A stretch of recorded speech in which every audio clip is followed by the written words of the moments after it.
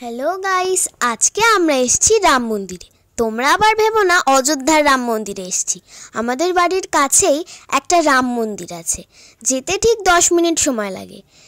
যেদিকে eco park, ঠিক তার পিছন দিকেই এই রাম মন্দিরটা রয়েছে। আমরা এখানে মাঝে সাঝেই আসি।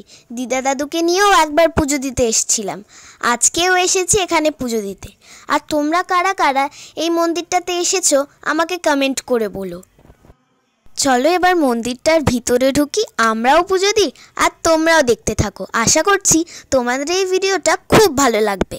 আরও ইন্টারেস্টিং ভিডিও পেতে গেলে আমাদের চ্যানেলটাকে সাবস্ক্রাইব করে দিতে হবে।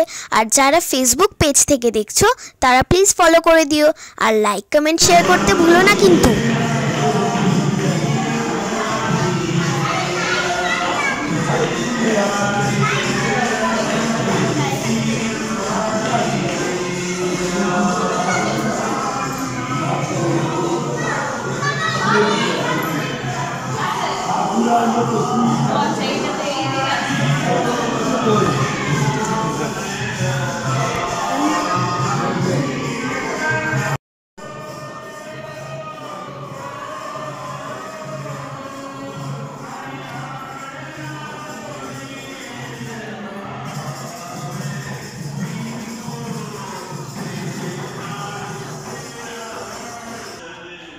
এই মন্দিরটাতে এসে যে শুধু একটা ঠাকুরের দর্শন করে চলে যাবে তা কিন্তু নয়।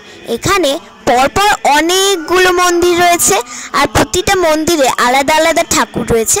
তাদেরকে তোমরা নিজেদের মন মতো পুজো দিতে পারবে, বসে সময় অনুযায়ী দেখতেও পারবে, কেউ কিছু বলার মতো নেই। আর এখানে কিন্তু ওসব করার নিয়মও নেই যে এই সময় পর্যন্ত দেখা যাবে।